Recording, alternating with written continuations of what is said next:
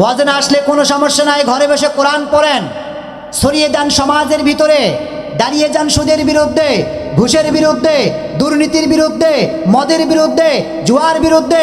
আল্লাহকে খুশি করে আল্লাহর জান্নাতটা কিনে নেন। কথা বলেন ঠিক না বাটে? কোথায় সে মুসলমান? নাই।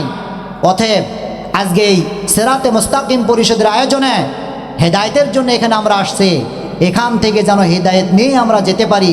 সকলেই বলে আল্লাহুম্মা আমিন। আল্লাহ যদি আমাদেরকে মাফ করে না দেয়, এই জীবনের 4 পয়সার দাম নাই। কথা বলেন ঠিক না বা ঠিক? ইন্নাল্লাযীনা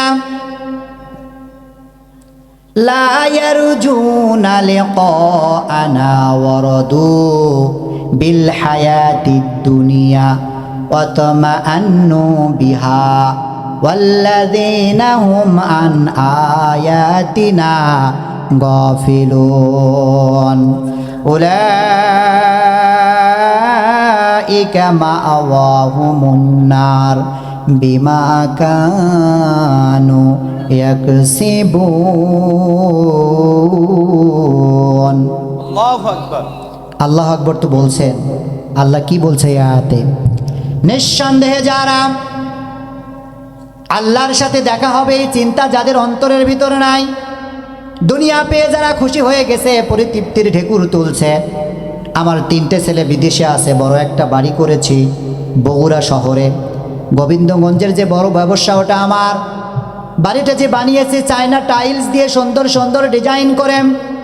দুনিয়া পেয়ে যারা এত খুশি হয়ে গেছ, পরিতৃপ্তির ঢেউ যারা তুলছ, যারা ভালো চাকরি চাই, বাড়ি চাই, গাড়ি চাই, চাইতে চাইতে দুনিয়ার জীবনটা পাওয়ার জন্য কানাই কানাই পূর্ণ হয়ে গেছে। আমি কোরআনে যা নাজিল করেছি এগুলি নিয়ে যারা উদাসীন, গায়ে লাগাও নাই, আমার আল্লাহ বলেন এদের জন্যই জাহান্নাম। জীবনভর এরা শুধু জাহান্নাম তালাশ করেছে। ঠিক কিনা? ভাবেন তো, দেখা হবে কার সাথে? নিঃশ্বাস বন্ধ হওয়ার সাথে সাথেই সে রাত, কিয়ামতের ময়দানে রাত। আল্লাহ পাকের কাছে নবী আবিল করবেন, আল্লাহ আপনি নেমে আসেন। আমি সেই আলোচনায় যাওয়ার আগে আপনাকে রিকোয়েস্ট করব, আপনি আওয়ামী লীগ হন, বিএমপি হন, জাতীয় পার্টি হন, জাসদ হন, বাসদ হন, জামাতে ইসলাম হন, আপনার 3.5 হাত কবরের গ্যারান্টি নিয়ে, জান্নাতের গ্যারান্টি নিয়ে আপনি আন্দোলন করেন, রাজনীতি করেন, আল্লাহরে ফাঁকি দিয়ে কেউ কোনোদিন সফল হতে পারে না। ঠিক কিনা?